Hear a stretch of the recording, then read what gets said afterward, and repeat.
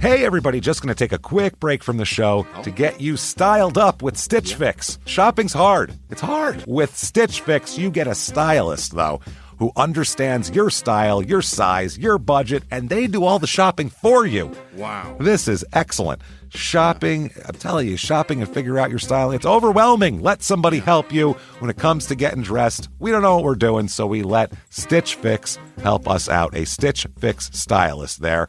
They know what works on us. We get the prices that make us look really good, and it feels good. You get some confidence boost walking around knowing that you're looking decent here. Oh, yeah. Yeah, we just give the stylist our sizes, style, budget preferences. We order boxes when we want, how we want, no subscription or any of that required. And they send called Just For Me pieces as well. Like, maybe you'd like this, and it's awesome. Outfit recommendations, styling tips. You keep what you love, you send back the rest. It's super easy. Yep. You can do it, and we are doing it because it's excellent. Personal styling for everyone. Get started today at stitchfix.com/STM. That's stitchfix.com/STM. Now back to the show. Hey everybody, just going to take a quick break from the show to tell you a little bit more about Rocket Money. It's the start of a new year. It's the perfect time to get organized, set your goals, prioritize what matters most. And for me, top priority is getting myself together here. Financial wellness, doing that, which that feels important, you know? Just feels like adult stuff that you have to do. And thanks to Rocket Money, my goals feel achievable now. They show me all my subscriptions in one place, help me easily cancel ones I forgot that I've been paying for, which happened to me. Absolutely happened to me. I had, for years, I was paying for something. I was like, what is going on here? Rocket Money found it and saved me lots of money since then, because it's been a while. So they did a great job here. Rocket Money is a personal finance app that helps find and cancel your unwanted subscriptions, monitors your spending, and helps lower your bills so you can grow your savings. Rocket Money has over 5 million users and has saved a total of $500 million in canceled subscriptions, saving members up to $740 a year when using all the app's premium features. Cancel your unwanted subscriptions and reach your financial goals faster with Rocket Money. Go to rocketmoney.com/smalltownmurder today. That's rocketmoney.com/smalltownmurder. rocketmoney.com/smalltownmurder. Now back to the show. Hi, I'm Ashley Flowers, and if you're like me and grew up watching America's Most Wanted and reading Nancy Drew, then hi, you're a crime junkie. And I bet that passion for solving mysteries never went away, which is why we've assembled a team of reporters to dig deep into all the cases we still obsess over. Each Monday, my best friend Britt and I will bring you a case that you won't be able to stop thinking and talking about. So join us by listening to Crime Junkie wherever you listen to podcasts.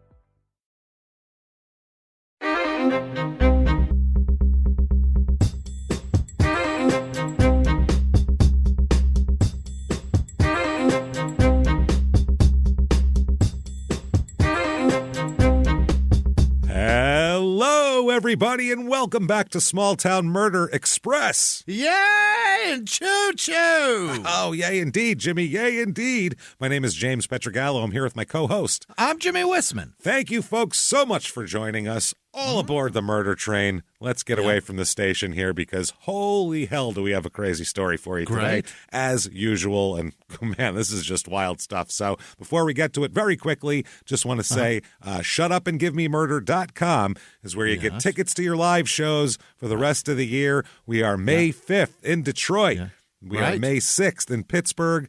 Then there's a bunch of sold-out shows in July. And then August, we are at August 12th, we are in Chicago. Right. Let's make it the biggest show we've ever done, everybody. Let's get in there, Chicago. What a place. I love Chicago. We can't wait. Chicago's been our bread and butter always. It's the first place we ever did a live show. We have a real hub. A special connection to Chicago. And this show here today is only about an hour away from Chicago, too. Oh, great. Things always seem to revolve around Chicago for us. It's very strange. So thank you, Chicago. Shutupandgivememurder.com is where you get those. Also, get all the rest of them. Philly, D.C., Charlotte, Atlanta, Dallas, all that shit. Get in there. It's all there. Get your tickets right now. And also, patreon.com/crime and sports is where you get all the bonus material. Right. Anybody $5 a month or above, you're going to get, first of all, the whole back catalog, hundreds of episodes of bonus stuff to binge, and then you're also going to get new episodes every other week, one crime and sports, one small town murder, and you get it all Yes. This week for Crime and Sports, what you're going to talk about some owner criminals, some Yeah. team owners who got into some law problems because, we pick on the players for, Sure. 8 years or so. So why not get in on the owners too? And then for small town murder, we are going to talk about love after lockup, baby. Yes! It's love after lockup time. Oh, I love it so much. Every 6 God. months or so, we have to catch up with these people, tell you about their lives, and make it so you'll feel much better about your life hearing about their lives, because every single one is a disaster. You'd think one of them would be like, wow, doing great. Nope, never happens. Even the ones that get it together and seem to be building, Nope. they fall fucking, apart. They trash it. That's right. So that is They shut throw up. it out the window. That's patreon.com/crime and sports is where you get all that. And you get a shout out at the end of the regular show. And make sure, because it's going to be in May, it'll be coming out. Your Stupid Opinions, our new show. Can't wait for that. It's going to come out on Monday mornings, we've figured out. So it'll be out on Monday mornings, and it'll be sometime in May. So we'll give you an exact date, probably maybe next week we'll work on that. So thank you for checking that out. That said, let's get into this, Jimmy, because holy shit, I think it's time to sit back. Yeah. Clear the lungs, everybody. I don't care where you are today. It doesn't matter. I'm going to say anything. Let's have a chorus of people. Wherever you are, I need you to stand upon the highest ledge possible, arms to the sky, and shout, Shut up and give me murder. Let's do this, Jimmy. What do you say? Let's go on a trip, shall we? Yeah. We're going to Indiana. Hey. Ho, Indiana here. We're going to, this is northern Indiana, like very tip-top, up near Lake Michigan there, way up there. About an hour and 15 minutes to Chicago. If you go to the west, 5 hours all the way down to Cynthiana, Indiana, which was our last Indiana episode. Much stranger things. That was a wild episode. And that was all the way down in the southern part. Small population here, not a big place. 1,954 people in the whole town. Tiny little place here. Median household income, little above the national average, $64,063. And the median home price, a little bit less than the national average. Is that right? It was $199,600. How about this? Pretty close to the water. Maybe a hidden gem. Who knows? We'll see here. So, or just a, bleak part of Indiana. We don't know. So the town is Trail Creek, Indiana, here that we're going to. Yeah. Now, Trail Creek became incorporated in 1924, but it wasn't known as Trail Creek at that point. It was known as Roskeyville. What? Roeskeyville. Roskeyville. That's gross. Yeah, well, there was a pair of brothers named the Roskey brothers, and that's why they called it that. There was only 150 people at that time. So it was a very, tiny little crossroads of a place here. In the road, basically, they completed the Michigan Road, which opened northwest Indiana to settlers back in 1831. So the road went through what was basically forest, and so people could get to this place and get to up here. So in 1834, a guy built a dam across Trail Creek and, got some water going in a certain way and all that kind of shit.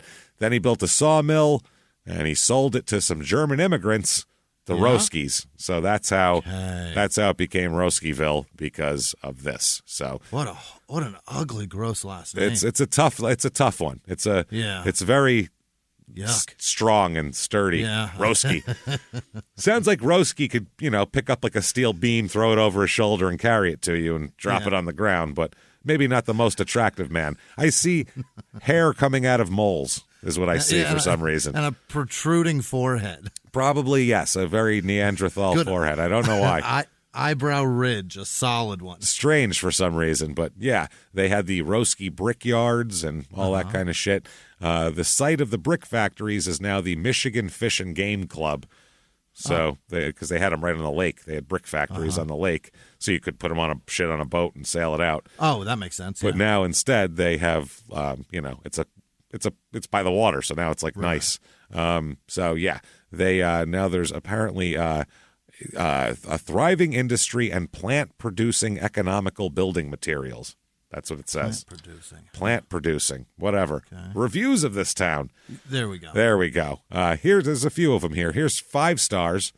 Yeah. They love it. I live in a small town. It's quiet and peaceful. Sounds like it's going to be a poem, right? Like the next line's going to rhyme or some shit. Everyone knows everybody, which makes a safe neighborhood. Everybody watches over each other property and immediate reports suspicious behavior. Okay, that's annoying. Over each other's and immediately. They just trail off the end of words there. It was bothering me. 3 stars. There are a few abandoned lots throughout the area, but mostly occupied lots, even if they aren't the most beautiful-looking ones. So most of them, there's not a lot of abandoned places. Most of the houses have people in them, even if they're shitholes, is what they're saying. They're occupied shitholes. Even the trash, we occupy. I mean, it's occupied. It looks like shit because nobody's keeping it up, but there's people living in there. Okay, good. That's terrific. 3 stars here. Michigan City, because that's nearby. Michigan City's crime rate typically fluctuates. Some days it's pretty decent, and other times it hits an all-time low, just like it would anywhere else. What are you talking about? Some days there's crime. Some days there's not. Some days it rains, and some days the sun's out. What are you talking about? Pretty decent or none at all. Or none at all. Other times it hits an all-time low. Right. Then they even said, in the end, they clarify that this was not a necessary review by saying just like it would anywhere else. Well, then it's not necessary for you to tell us that. You fucking idiot. What's the weird stuff here? Oh, my God. All right. 3 stars again. Yeah. Again, a really perplexing person. This is why we're doing your stupid opinions, because everyone who leaves reviews, the psychology of leaving a review right away is there's something sketchy there, but it's fascinating. It's fascinating. Here's 3 stars.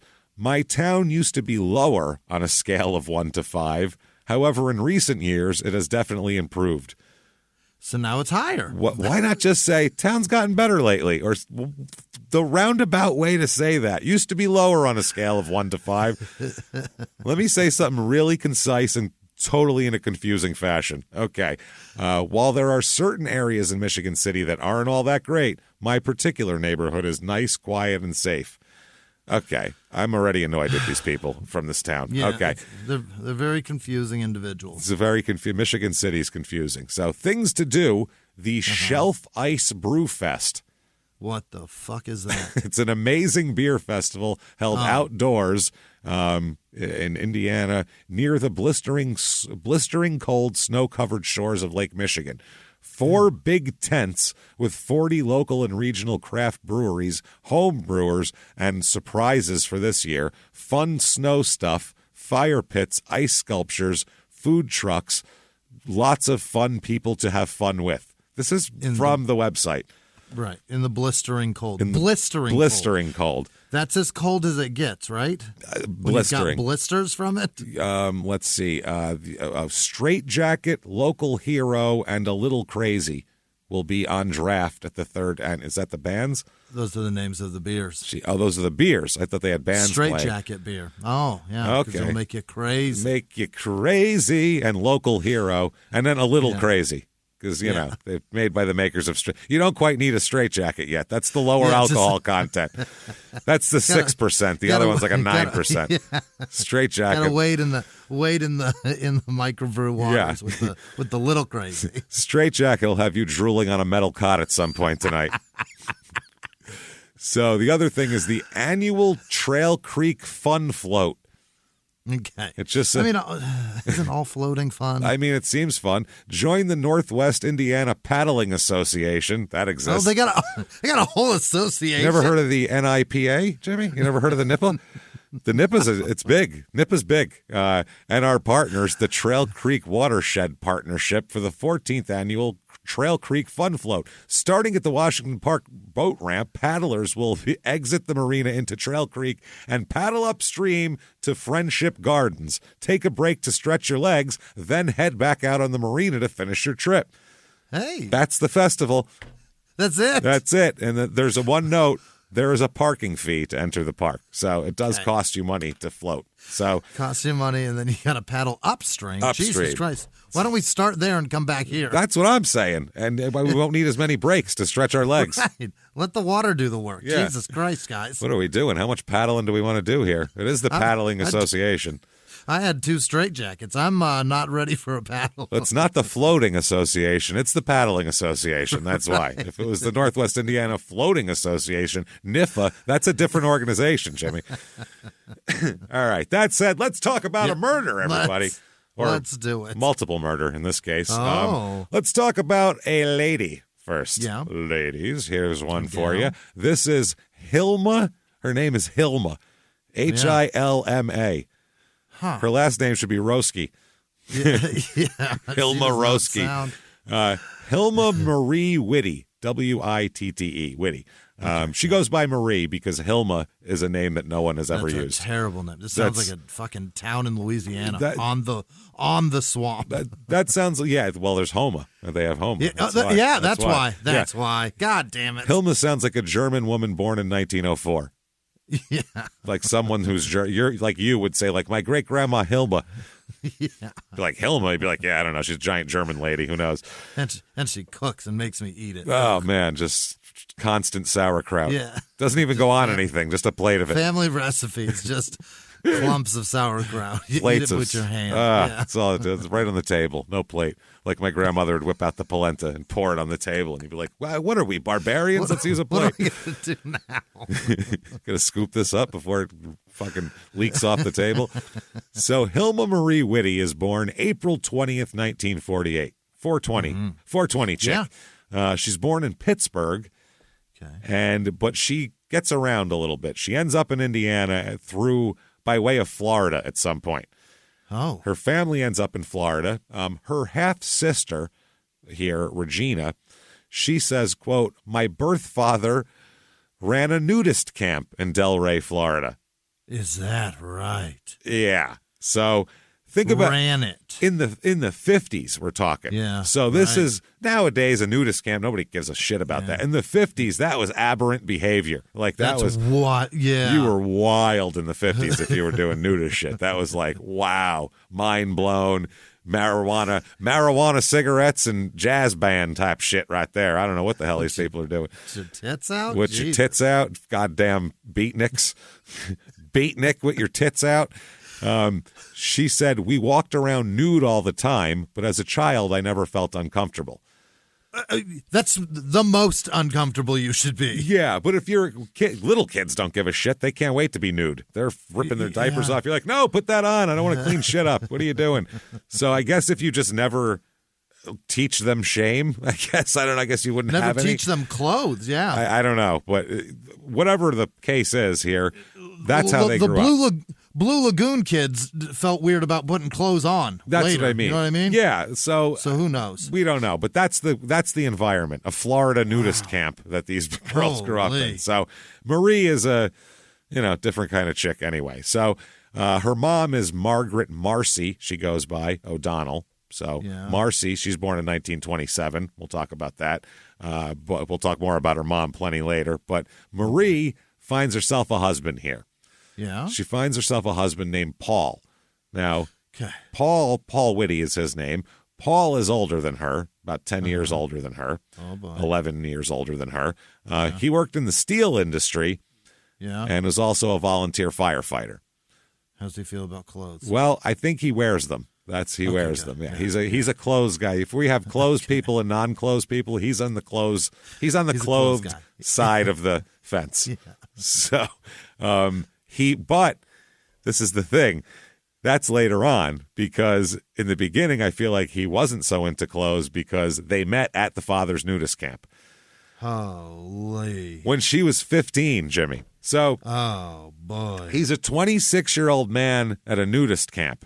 Walking around with his dick and balls flopping everywhere in the Florida sun, by the way, which seems crazy. That cock is freckled. Everyone just stroking their cock. Just sunscreen. Just putting sunscreen on. Really got to work it into the skin. You know what I mean?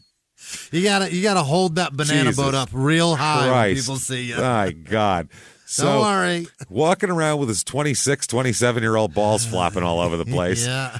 SPF 30. And he's like, cool, there's a naked teenager. There's a naked sophomore in front of me. Oh, my God, this is so weird. Hey, how you doing? Oh, your dad runs the place. That's great. I'd love to meet him. So here you got her dad and some steel worker with their cocks out shaking each other's hands, going, I'd love to date your naked 15-year-old. How's that sound? And everyone's okay with this. This is all fine with everyone. This is how you get on a podcast about murder. This is how you do it, everyone. Yeah. If you'd like to, if that's what you're going for, this is what I mean. You need to put the extra effort in because this is fucking crazy. Murder will touch your life in one way or another. You can't just be normal and commit a murder. You have to be this. So, holy. Paul's sister said about Marie, quote, when I first met Marie, hopefully with clothes on, I'm just going to interject here. When I first met Marie, I thought her tits were great. When I first met Marie was just before they got married. She's not what I imagined that my brother would marry. She was loud and nobody, at least in my family. She was loud and nobody, at least in my family, was impressed with her. Oh, nobody was impressed with her. Nobody's impressed with her. So she's just allowed, maybe because she's 15. Maybe that's why. Maybe if you went out. Impressive. They blame her for not being having better social skills at 15 rather than blaming a grown man who fucking does steel work for bringing a 15-year-old over. Hi, I met a nude 15-year-old. Here she is. Oh, I don't know. I expected her to be more, expected her to play pinochle better. What the fuck do you want from her? She's 15. How do you bring a 15-year-old to family gatherings as a 26-year-old? With clothes on, hopefully. At all. It's much weirder to bring a naked 15-year-old over. At least if she's clothed, you can say something. But as a 26-year-old, you can't bring a 15-year-old to your family gatherings and be like, this is my girlfriend. Who wouldn't feel weird about that? I would feel real weird about that shit. So in 1964, they get married, and he's 27, she's 16. Jesus Christ. So, yeah, I mean, this is, wow, out of bounds, man. I don't even know. This is unhinged shit right here. It's really not that long ago for that to be fucking acceptable. That is crazy. 64, I don't know. Kennedy just got shot. A lot of things were going on, man. I don't know. People didn't know what to do. People had their dicks out around kids, and they didn't know what to do. With Elvis's wife was real young at this time, too. That's what I mean. Jerry Lee Lewis had already married his cousin who was 12 or something. So it's a lot. Jesus. It's the 14, whatever she was. So in 1965, they welcomed their first son into the world here. And he's getting her pregnant. Absolutely. Why else do you marry a naked teenager except to impregnate them? Those tubes are too new. Oh, they're brand new. They're still got that new tube smell to them. All pink and everything, She's still got that new uterus smell. It's just fuck. Kid comes out clean. So he's born in 1965, and then in 1970 they have another son named John, who doesn't go by John, though. They call him, and everyone calls him Butch. Oh, so I was going to say Jack. Nope, Butch. That's what I mean. Why not just name him Butch? So Eric and Butch is a name. It's not even a nickname. Butch is a name. Just call him Butch. So Eric and Butch here. Butch being 5 years younger. Now, one of the family members said, of the children, Eric was more of a sportsman. He had Dad's favor. He was sort of the golden child. Butch came along, and he's a mama's boy. Mm-hmm. So that's how it goes, which is normal. That's a lot of... I wouldn't pick that name to be the mama's boy.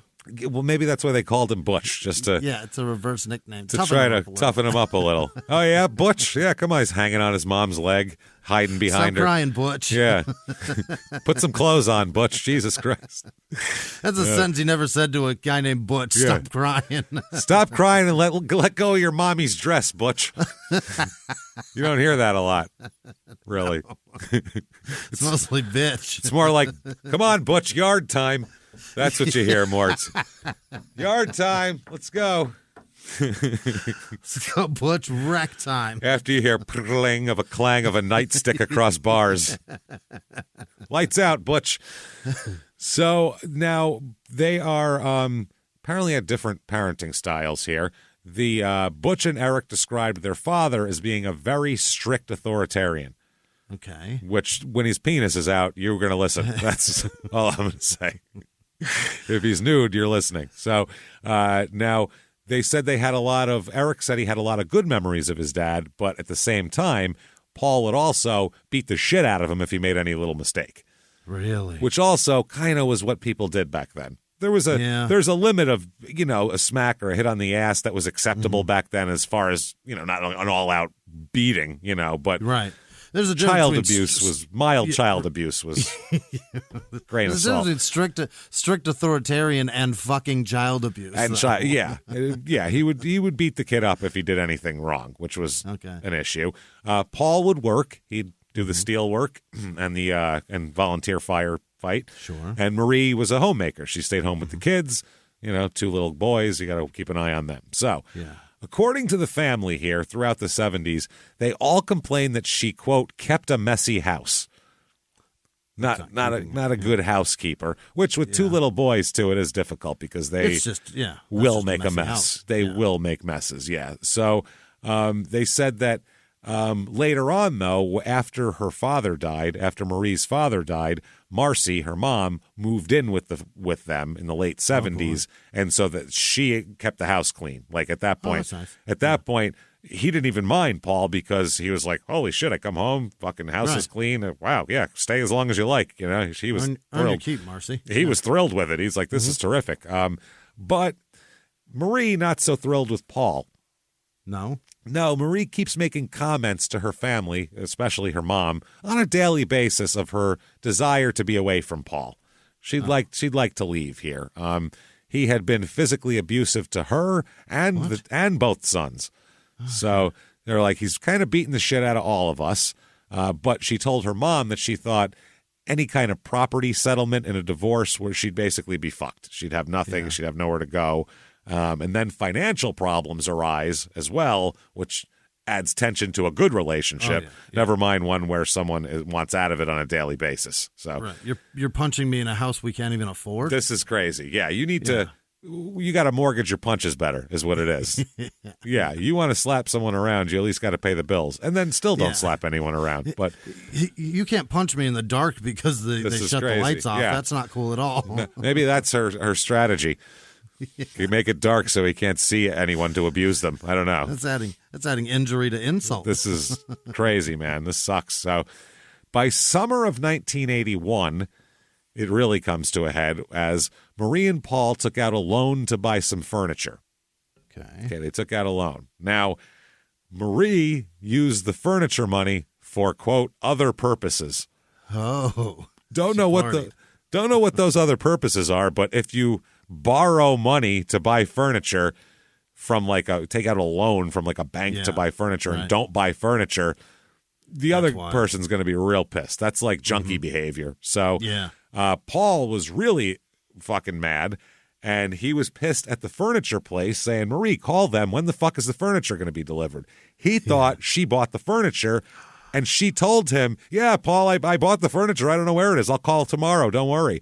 So he's doing steel work, and she's at home not buying furniture, spending the money on something else, and now she's coming to a point where she's kind of fucked because he's getting mad, like, I'm going to go in there and kick that salesman's ass. He said the furniture would fucking be here, and it's not here. This is bullshit. At some point, you got to come home and sit down on a sofa, and if it never materializes, oh, boy. So Marie's either got to get real handy real quick and start learn how to make something to sit on, or she's got to figure out something else here. Because this is, especially if you have a nude, abusive steelworker coming at you, I don't feel like... Hope you don't got a glass jaw, darling. He's going to be. I don't think he's going to be reasonable, and he would demand to know when the furniture is going to be delivered. So Marie, at that point, said, "I got to get rid of Paul, and I could divorce him, but like I said, financial settlement won't be that great. I'll just kill him. Okay, that'll be easier." Is that right? That's much easier. So she began lacing his food with poison. In the interim, the look on your face just now, Jimmie opened his mouth to speak and then just cocked his head like, I don't even know what to say about that. All she has to do is buy the sofa. No, it's easier to lace his food with rat poison and Valium. That's a more reasonable approach on this show. Holy shit. Wow. Now, he did make her a child bride and then abuse her, so, I mean, there's I can understand her being upset. Her side, yeah. But holy shit. So she thought he was allergic to Valium, And also, obviously, rat poison is rat poison. So she was like, I'll cover my bases here. Double whammy. Double whammy. So he was doing that. Nothing was happening, though. No? No, he's fine. She's like, what the fuck with this guy? Just clears his sinuses? Yeah, he's like, man, I feel great. He wakes up. He's like, I'm going to go to work nude today. I just feel confident. So Marie then talks to her son, Eric, who's 15 years old at this point, and she's like, we need to kill your dad. Yeah, you should be to marry. You can murder. You should be nude and married by now. What the fuck, So she's like, all right, you should do it because you're a kid. Okay, that'd be much better than me doing it, obviously, because I'm an adult. They'd be mad at me for it. You get away with it. You'll do less time. Well, he goes, well, how the hell should I kill Dad? That's crazy. Yeah. I should kill Dad. And she goes, well, either shoot him or you could bludgeon him with a hammer. Those are a couple of good options. She said, if you're a juvenile, if you get caught, you'll get a much lesser penalty than me, and you'll probably get away with it even because you're a kid. So Eric kept saying no, no, no, no. And while he's saying no, she's continuing the poison regimen that she's giving him over the time here. And then finally, September 1st, 1981, the furniture has come to a head, and Paul is taking a nap in the bed, by the way, not on the couch. Okay. No, he's actually on a couch. So he's got a comfy enough couch to take a nap on. That's not bad. Sleep on, yeah. But he could be sleeping on a new couch, and he's not. So he's taking a nap. This is by the way in Beverly Shores, Indiana, which is nearby here. It's just to the west of that. So it's this day that Marie said, Eric, you have to shoot your dad. I'm sorry. Get it. Let's do it. You got to pull your weight here. So Eric said no. Then Marie said, well, if you don't kill your father, I'll kill myself. And then what are you going to do with no mother and you're stuck here with that abusive nude asshole all by yourself? Huh? What about that? It doesn't sound like she's bringing much to the table anyway. That's what she says. Hey, everybody, just going to take a quick break from the show to tell you about the safest sponsor ever, Simply Safe. Absolutely. These people will keep you safe. It's amazing. You know that every 26 seconds a burglary takes place in the United States, according to the FBI. That means that by the time this podcast is over, dozens and dozens of homes will have been targeted, ransacked. God knows what happens here. So protect your home before it's too late with Simply Safe proactive security system. Simply Safe helps stop threats before they even have a chance to break in. Named Best Home Security System by U.S. News and World Report 5 years in a row. And by us for about the last 8 years as well. If you trust us, believe me, you want Simply Safe. So visit simplysafe.com/small to claim 50% off a new system with professional monitoring plan and your first month free. That's simplysafe.com/small. There's no safe like Simply Safe. Now back to the show. Hey, everybody. Just going to take a quick break from the show to tell you a little bit about Sono Bello. You know, the most known secret with celebrities and influencers and all these famous people is so many of them have had lipo. They've had lipo, whether it's a little touch-up here or a total makeover. Yeah. Nobody has a perfect body. That's the thing. No. They may look like it on TV, but there's things that help that. Absolutely.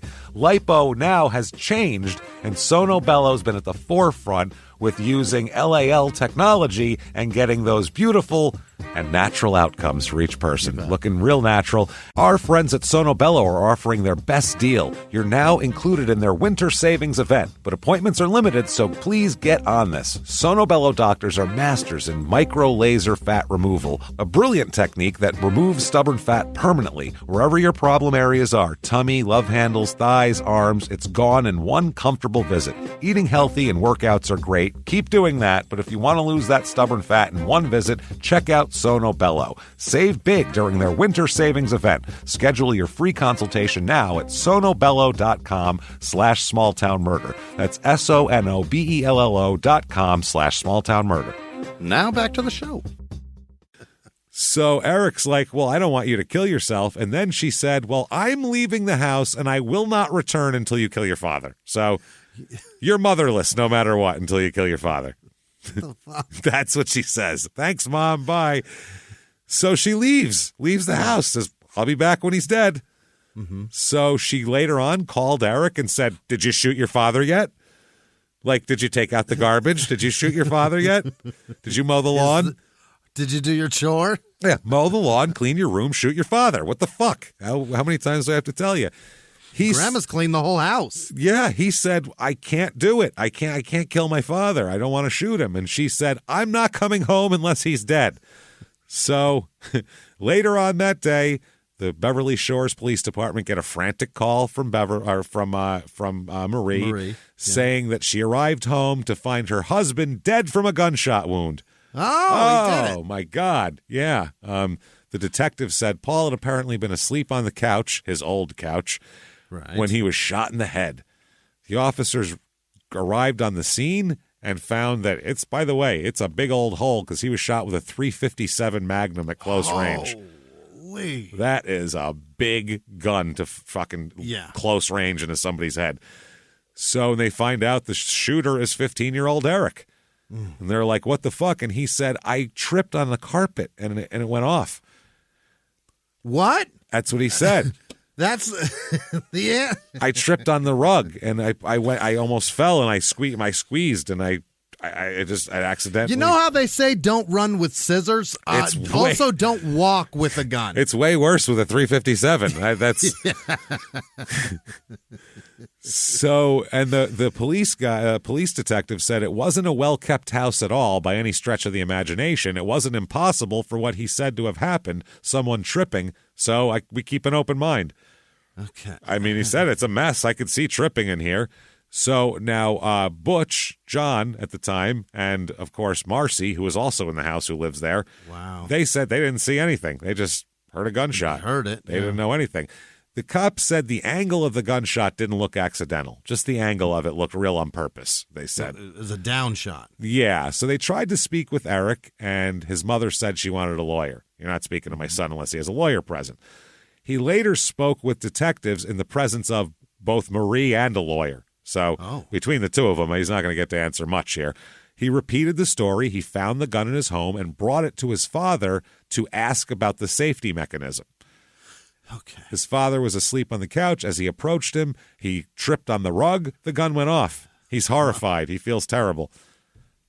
Terrible. If only I knew how to operate the safety. That's why, if only he was awake. So then they talked to Marie, and here is one of the police detectives here, Officer James Bonfield. He collected evidence at the home. He said, "Hilma Whitty's demeanor was calm and casual. As we talked, she interjected laughter into the conversation." What? Yeah, he said, "I remember that she giggled as she talked. She didn't appear to be very upset with the entire incident that night." Well, I mean, it's a trip. It's hilarious. Isn't this so weird? I mean, you trip, you fall. Sometimes accidents. Guys, feel free to take your clothes off, by the way, if you're more comfortable. We don't mind. So they talked to her about 3 hours after the death, and she's talking to, this is a tape-recorded conversation with the police. Yeah. She's giggling while telling people she didn't know whether her husband was sleeping on his back or his side because he rolled around a lot, and she giggled. She tosses and turns. She giggled twice as she talked about her husband's guns, according to the transcription. She said she didn't allow them in the house. She also said she was out of the house briefly on a shopping trip. When she returned, Eric told her that he had accidentally shot his father. So, yeah, like we said, he gave his description. Now, the guy who did the autopsy, the Dr. George Azar here, he says that Woody was killed by a gunshot that fired into his head from a gun held against the top of his head. Oh. Like, yeah, pop, like that. That is a different type of thing. You tripped right into pop. Right, and just bang, right on his head. Yeah. Perfect. I mean, it's a perfect storm, immaculate. What the immaculate 357 shot. The only foreign substance found in his body was Tylenol. Uh-huh. That's it. So she had stopped poisoning him by then. The cop says, quote, "I told Marie and told the attorney, you'll see me again someday because he's getting by with this," meaning Eric, "and he'll do this again. So trust me, you're going to see me again." Like, we think he did it. We don't have the evidence, but we all know what the fuck happened here. And next time he shoots somebody again, I'll be here to to clean it up. So it could be you. And also, if you get away with murder, you'll probably try murder again. Yeah, or something. Especially if mom's getting you out of it. Mm-hmm. So they collect, Marie collects a small life insurance policy, and Marie and the boys move in with Paul's widow stepmother. Huh. Okay, not his real mother, his widowed. So his mom died, or they got divorced, remarried, and then dad died, and now we've got stepmom. We've got stepmom, who has been around for a long time, apparently since he was a child. So it's not just like some lady from recently. Yeah, she's a mainstay. She's a mainstay in this whole thing. She's in her early 70s. Her name's Elaine, Elaine Whitty. So they moved to her house at 320 Johnson Road in Trail Creek. So. By the way, the kids' accounts of the shooting of Dad couldn't be more different. Later on, these are the accounts they'll give. Okay, this is crazy. John said that he saw the whole thing. Oh. And this is Butch. He said, Eric calmly stood over his father's sleeping body and pulled the trigger. And he did say acting under our mother's orders. Eric said he was enraged because his father had beaten him an hour earlier. Okay. This is once we get past the accident shit, which will pop up later. For now, police have just said it's an accident. It's fine.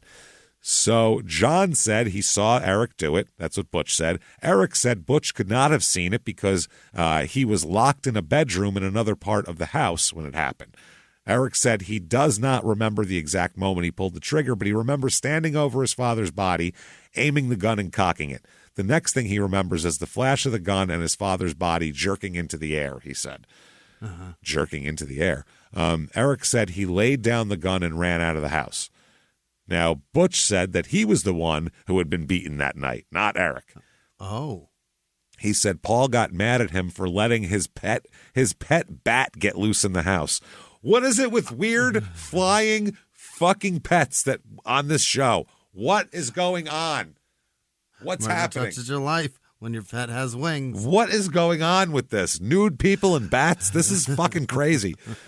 And if as a father, if I have a child that has a pet bat and that shit gets out, I'll beat you I too. will beat your little ass for that. When they get the bat, I'll go, listen, you can have the bat, but if it ever gets out, you're going to get a throttling like you have no idea.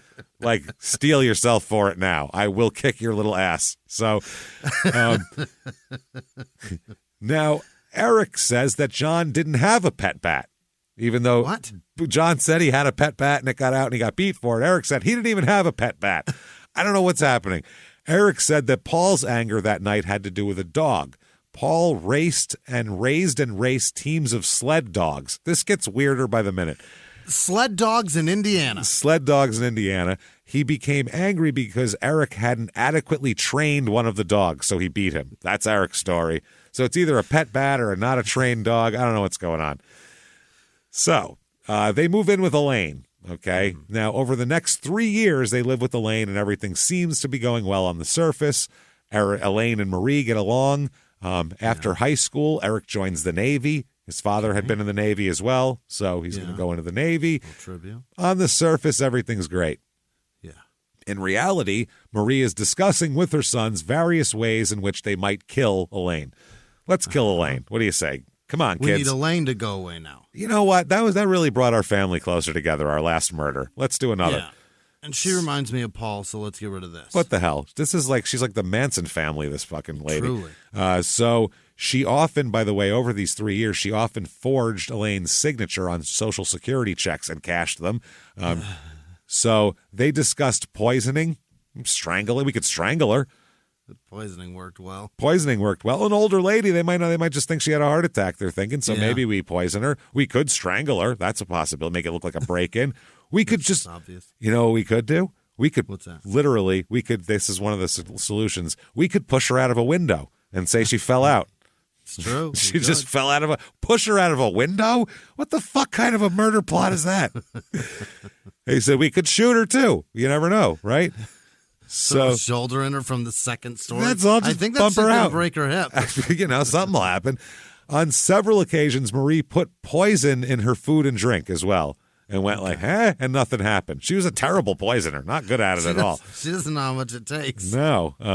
So finally, January 8th, 1984. Here, the day before this, Elaine told her mother to fill out a withdrawal form.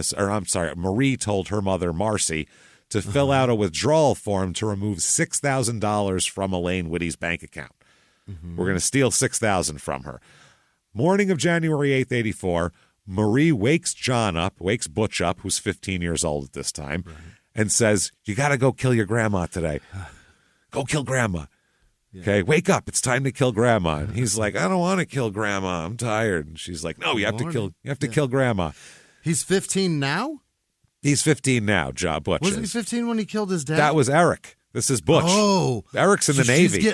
When you're 15, that's when you become a man. That's when you become, yeah. When you're 13, you have a bar mitzvah if you're Jewish. Yeah. When you're 15, if you're whatever the fuck. When you're a witty, it's time to murder somebody. It's time to get nude and murder. So he says, quote, my mom said I could strangle her or use my crossbow. It was up to me. Oh. What the fuck is happening? Didn't she give two options to Butch too? Yeah, at least she's giving you options. She's not unreasonable. You got choices. So Marcy, Marie's mom, later said Elaine was going to die and it was going to look like an accident. That's it. Okay. That's how it was going to be. So they talked about this. By the way, they discussed this in the presence of Butch's girlfriend as well. They did that. They all met up at a local motel to discuss the plot with her mom, too. Marcy showed up, Butch, his girlfriend. It was a real meeting of the minds at the motel to discuss Everybody gets an opinion in here. It's a real brainstorm. Yeah, that's all. And in the end, Marcy said, quote, and Marie said that Elaine was going on a vacation, and she said for a long vacation, and Butch said she may never come back. So that's what they're going to tell people. So what he does is he tells her, make it look like an accident. Then Marie tells her mom to go to Elaine's house and fend off any inquiries if any friends or neighbors come over, while she and John will dismember and destroy the body. Oh my God, we're going to get rid of it. Yes. So John has a medieval style crossbow that he shoots her with in the rib cage. Oh my. While she's sleeping in bed, he comes up. Oh God. And shoots her in the rib cage with a medieval crossbow. Could this get weirder, or is it just, am I out of my fucking mind here? Jesus. Oh, want it to get weirder and grosser? Yeah. So then they're going to use, as this from the court documents, quote, using various instruments, including a hammer, chisel, deep fat fryer, saw, and microwave, the family then dismembered Elaine and disposed of her body in various ghastly ways. It has evolved from make it look like an accident to we'll just make her disappear. We'll make her disappear, say she went on vacation and she never came back. That's the plan. We'll microwave her ass. This is bonkers. So they said that her body was stuffed in a garbage can in an upstairs bedroom at first, just to, till they figure it out. There was a bloody, this is what Marcy will say later, that there was a bloody chest stain on her blue night clothes. Mm-hmm. So she got shot. She was wearing a fucking nightgown in bed and she got shot with this shit. Mom here, this is Marcy, Marie's mom. She said that she lined the basement freezer with shelf paper, to protect it, like shelf paper that goes under your glasses on your shelves to protect in case there's water on it, while her daughter and grandson carried a circular saw, hammers, a chisel, knives, heavy plastic, and plywood into the bedroom. Oh, God. Are they in the Gambino family? What the fuck is going on? This family would make a great mafia family, I gotta say. Truly. They have no fucking heart. So they worked continually through this week. They spent a week doing this because it's hard, and they had other shit to do. Yeah.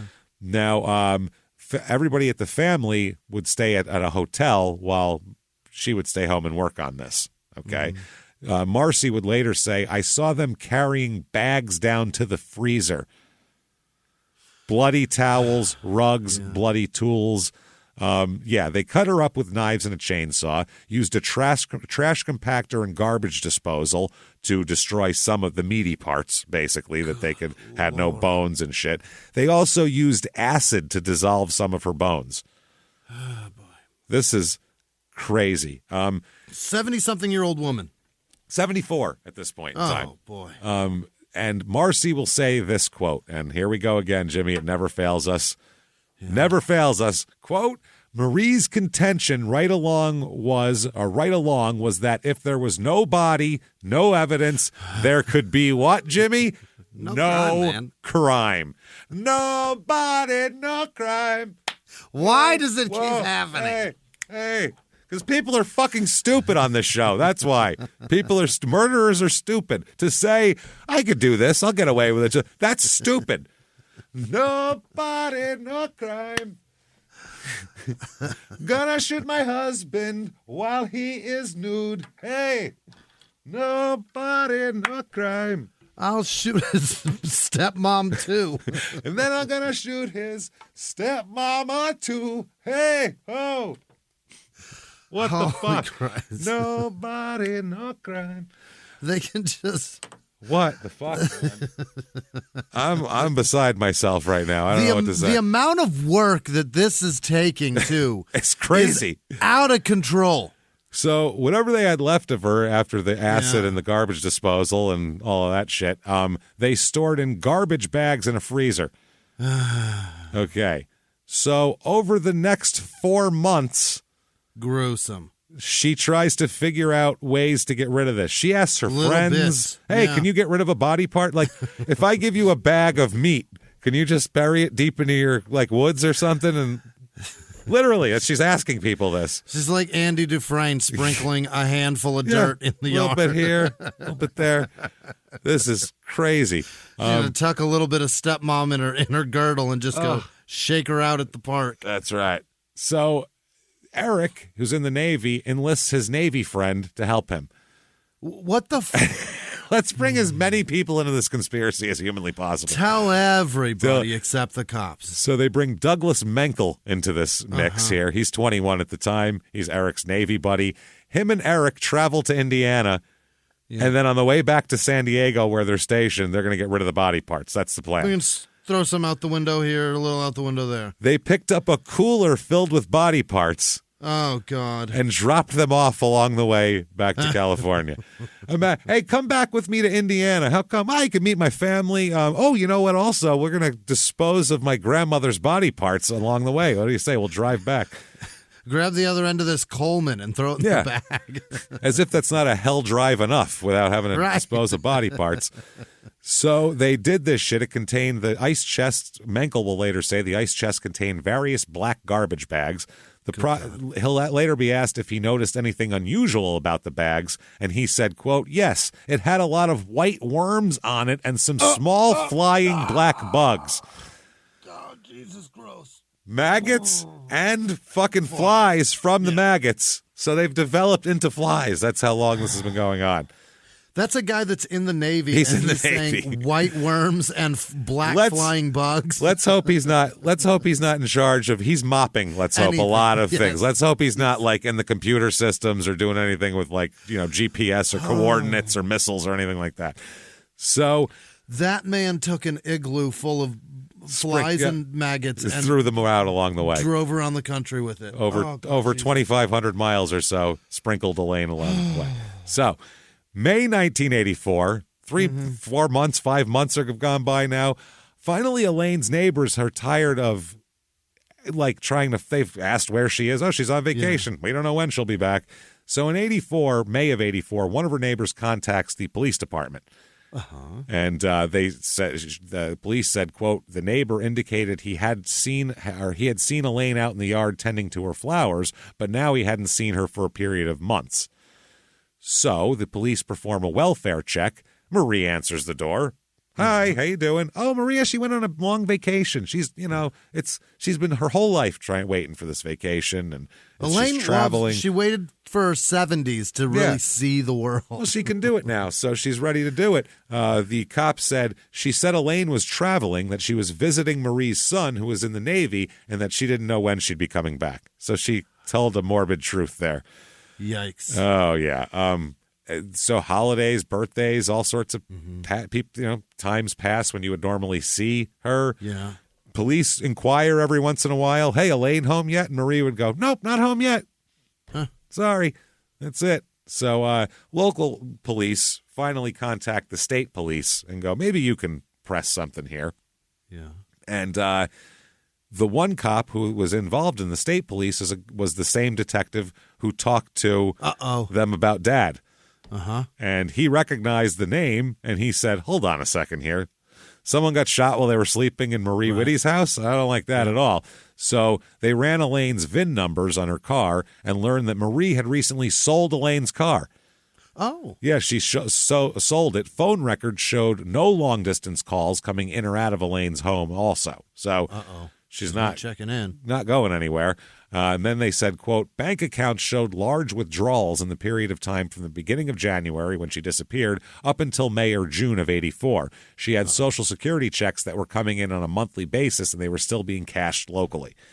So, yeah, not great at all.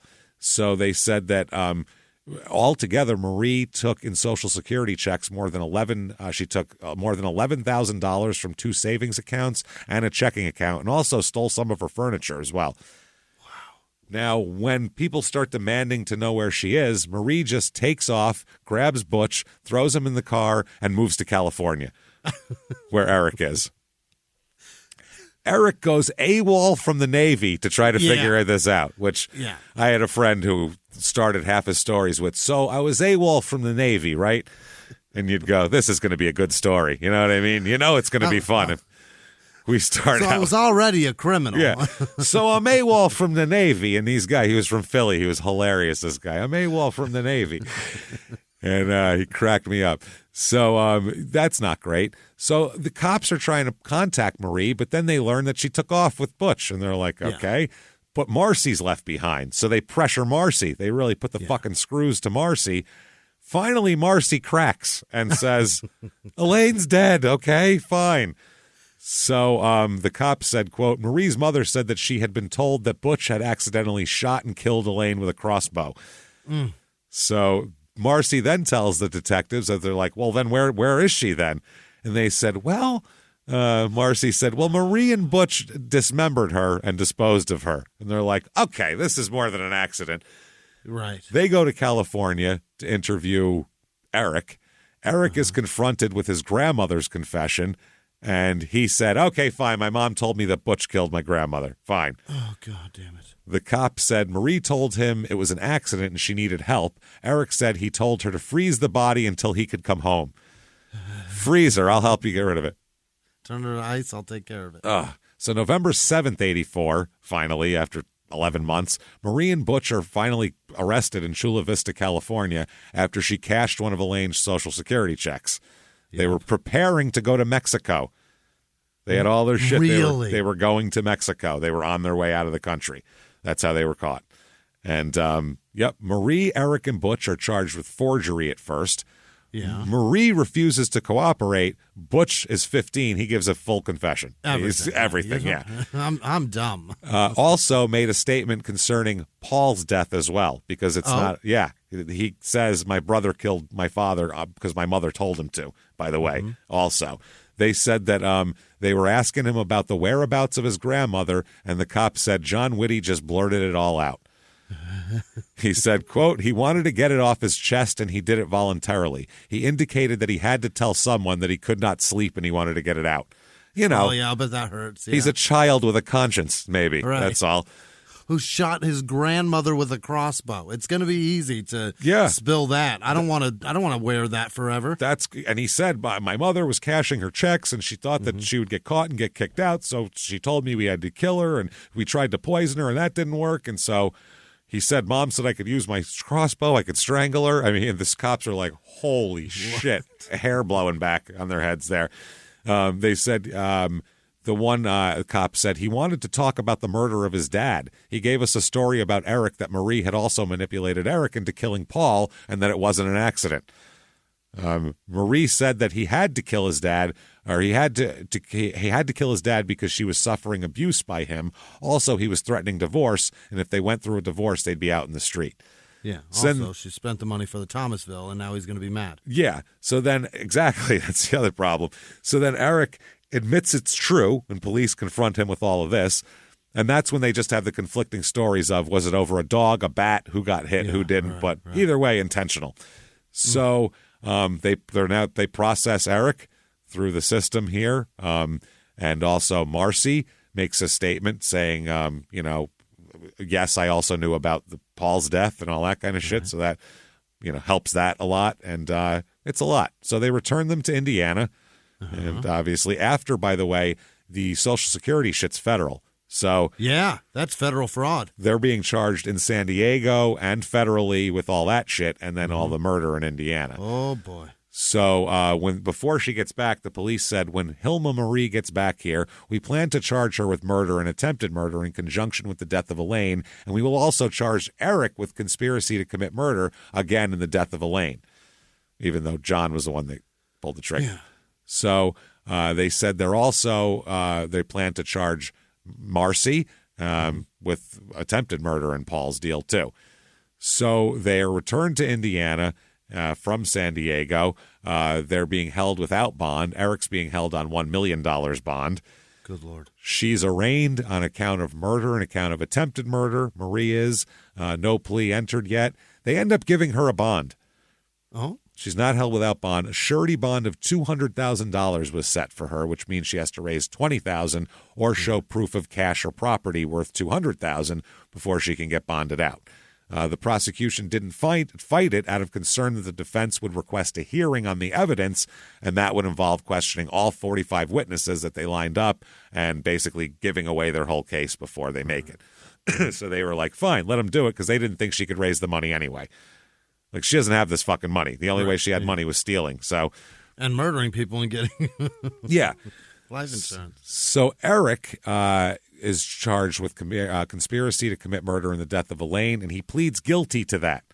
Really? He's going to plead guilty. John's going to plead guilty, young Butch, to voluntary manslaughter in conjunction with Elaine's death, and he's going to also testify in the trials as well. Fascinating. Prosecutor states that he will ask for the death penalty for Marie. Really? She had children murder sleeping people for profit. You like, if you have the death penalty in your state, that's definition of death penalty. It's fascinating that she didn't do it, and she's going to get the death penalty when the boys did. But it's pleas, but they probably would have been up for it too, right? Not the 15-year-old, but that's I think it's they were both 15 when it happened, so you're not going to kill her children. So that's crazy.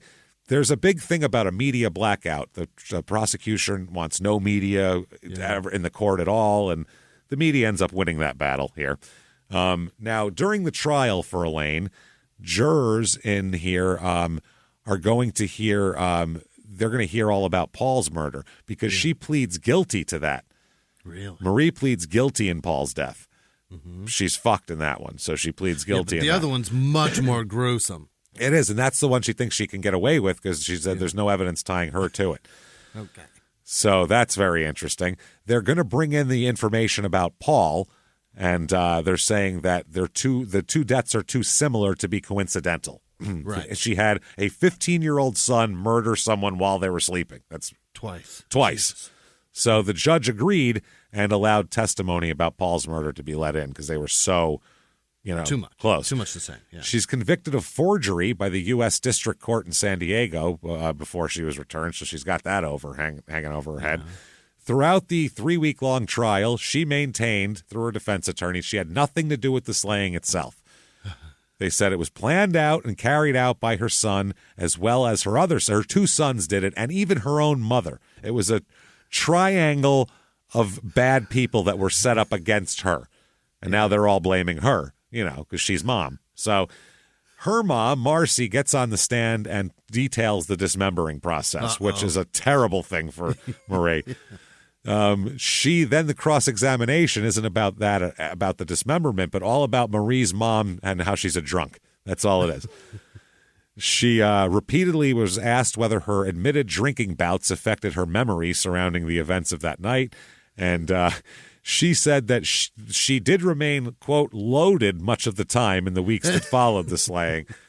She said, my memory is as faulty as anyone else's, and I would not say it's from the alcohol. Okay.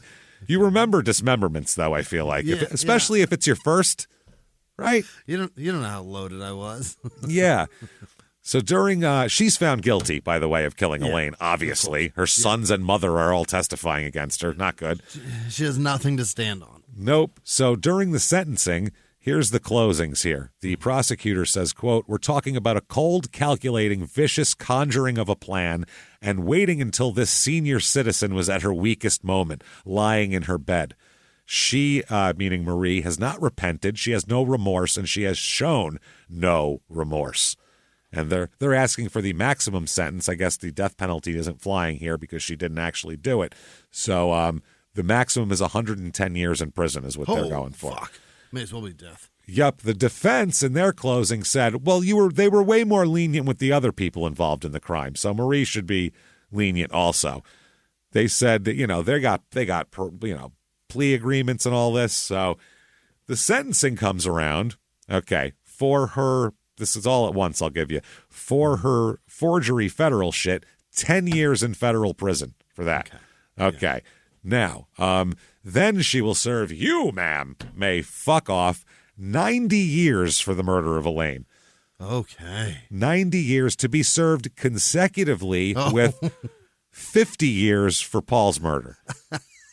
She's got 160 years right now. So, yeah. So far, she's got 150. 50 plus 90 plus 10. Oh, right. Oh, yeah. 150. Yeah. 150 years imprisonment facing her here. Her earliest parole at that point would be 2061 when she is 112 years old. So that's not good. She'll get that reduced some, though, later on.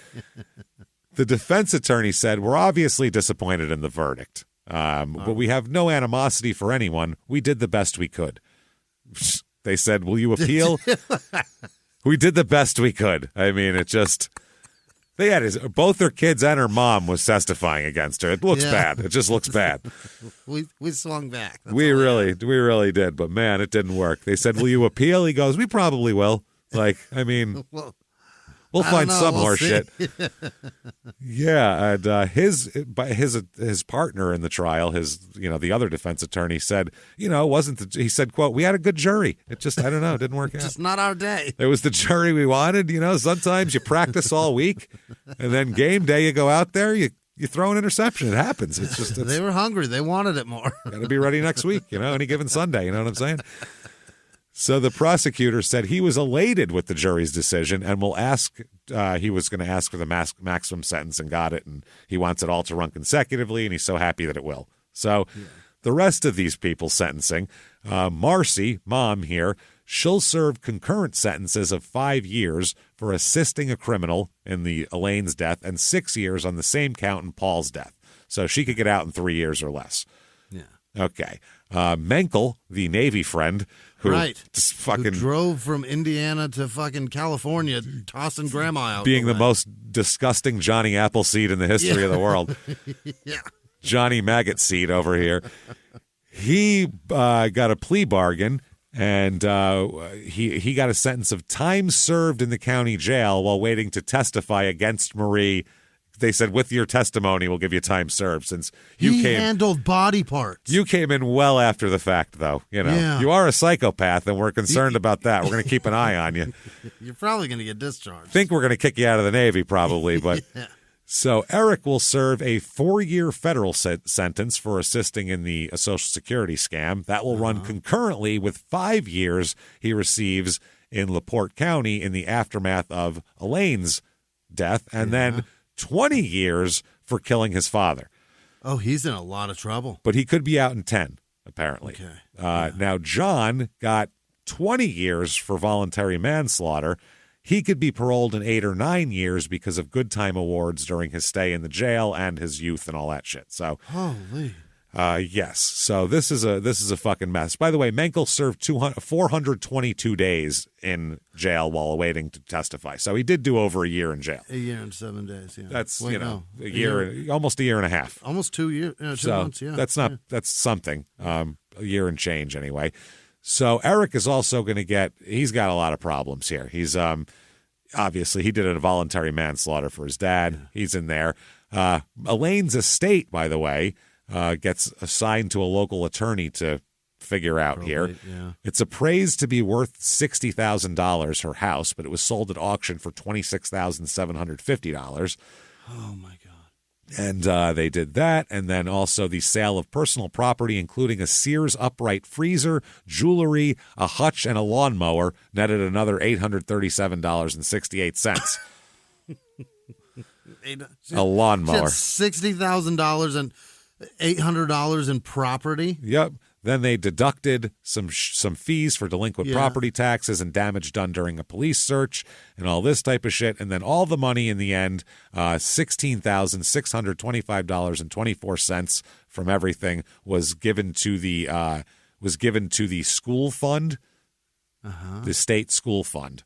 So the common state school fund. Oh, everything that she worked for an entire life. Yep. Boiled down to $16,000. $16,000 and, God. getting some new kickballs down at the old playground. Jesus. So 1987, Marie appeals the Paul conviction. Basically they have to fix her sentencing. They said her sentencing is off because they sentenced her too harshly based on a bunch of legal factors that we don't have time for right now. Affirmed everything, knocked her sentence down a little bit. We'll talk about that. We'll talk about that. 1990, appeal for Elaine's case. That's affirmed. Go fuck yourself. Nobody cares about that. Now, Marcy ended up serving 6 years for her role in the murder. She did all of her time. Right. And then she died shortly after serving her time. Oh, Jesus. Which, 1996, Eric and John are both released. Eric and Butch are both sent home in 96. 2008, at the not even 40 years old, John dies from complications of diabetes. Is that right? Yes, it's like a curse now. They're all doing Yeah. it. Eric ended up... It's a real Stephen King book. It is. They're all crazy. going down. This didn't happen in Maine. Eric gets married and has a family, actually. Then in 2022, just last year, he dies at age 56. Did his son kill him? We can only hope that his son shot him while he slept on an old couch. That's all we can hope. Now, Marie remains in prison. She's in the Indiana Women's Prison here. Her sentence, her projected release date, which is her earliest possible release date, is April 15th, 2027. She could be out in 4 years. Soon. 4 years, everybody. And that is Trail Creek, Indiana. And one fucking hell of a story. I don't want to hear anybody saying that was bland because it goddamn wasn't. That was crazy. That's so fucked up. That's a fucked up story about a really asshole of a lady. I and really Paul's hope a dick that too, woman. but wow. Yeah, I really hope that woman does all the way to 2027, gets out and dies the fucking very That would next be month. amazing. That would be incredible. Paul, I'll give you Paul. Yeah, maybe he was beating you, doing all this. Right. The old lady wasn't beating you, so what's your excuse for her? Yeah, get the fuck out of here. So there you go. There's that. If you like that show, tell the world. It helps a lot when you give a review on whatever podcast app you're listening to. It really helps the show, helps drive us up the charts. It costs you nothing but 30 seconds of your time. So thank you for doing that, and please do that. Head over to shutupandgivememurder.com. Everything small town murder and crime and sports is there, including new merchandise. All sorts of good stuff. Tickets to live shows. Detroit, May the 5th, May the 6th in Pittsburgh, August the 12th, Chicago. Huge venue. Come and fucking see us in Chicago. Get in there. Shutupandgivememurder.com. Keep an eye out for the new show, Your Stupid Opinions, coming out in May. Stupid reviews from all over the internet of everything you can think about. Patreon.com/crime and sports is where you get all of your bonus material. Anybody $5 or above, you're going to get access to hundreds of bonus episodes to catch up on and new ones every other week. 2 new ones, as a matter of fact. This week, what you're going to get for crime and sports, which you get access to, owners that have done fucked up shit. So owner criminals, there's plenty of those assholes. You don't get to be a billionaire, by doing nice things. Nice to people, yeah. So owner criminals. And then for small town murder, it's Love After Lockup time. Oh, boy. Finally back. Love After Lockup. We can't wait to catch you up on the last 6 months of these disastrous lives. This group. Jesus. Want to feel better about yourself? Yeah. No problem. $5 or above, we got you covered. You're going to feel great when you're done with all this. Yeah. That's patreon.com/crime and sports. And you get a shout out at the end of the regular show every single goddamn week. Jimmie will mispronounce your name terribly while wanting with all of his heart to get it correct. So That said, you want to follow us on social media, shutupandgivememurder.com, drop-down menu, links, we're in there. Links to everything, links to this, links to that, links up your ass. Let's do it. And until next week, everybody, it's been our pleasure. Bye.